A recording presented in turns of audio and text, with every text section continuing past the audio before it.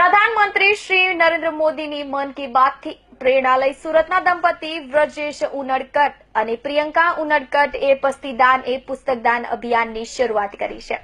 નરેન્દ્ર મોદીજીએ મન કી બાતમાં યુવાનોએ સમાજ માટે દેશ માટે કંઈક કરવું જોઈએ એ વાતથી પ્રેરણા લઈ આ અભિયાનની શરૂઆત આ દંપતીએ એમની લગ્નની વર્ષગાંઠથી શરૂઆત કરી છે। ઘરે ઘરેથી પસ્તી ઉઘરાવવાનું શરૂ કર્યું છે અને સૂત્ર પણ આપ્યું છે કે 1 મહિનાની પસ્તી આપો, એક બાળક ભણાવો। સોશિયલ મીડિયાથી આ અભિયાન વેગવતું થયું છે। લોકો સામૂહિક પસ્તી દાન કરવા લાગ્યા। ગયા વર્ષે આ દંપતીએ 9000 કિલો પસ્તી ભેગી કરીને 25000 નોટબુકનું વિતરણ કર્યું છે અને આ વર્ષે 20000 કિલો પસ્તી ભેગી કરીને 35000 નોટબુકનું વિતરણ સરકારી શાળામાં કરવામાં આવ્યું છે।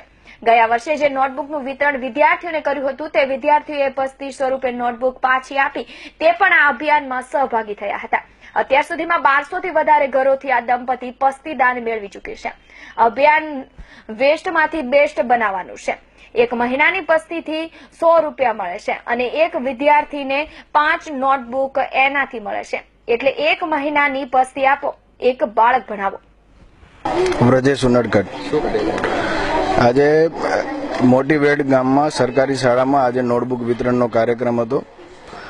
પસ્તીદાન સે પુસ્તકદાન અભિયાન અમે 2 વર્ષથી ચલાવ્યા છે। ગયા વર્ષે પણ આ સ્કૂલમાં અમે નોટબુકનું વિતરણ કર્યું હતું અને આ વર્ષે પણ નોટબુકનું વિતરણ કર્યું છે। ગયા વર્ષે અમે પસ્તીદાન સે પુસ્તકદાન અભિયાન થકી અમે 25000 નોટબુકનું વિતરણ કર્યું હતું। આ વર્ષે અમે 35000 નોટબુકનું વિતરણ કર્યું છે।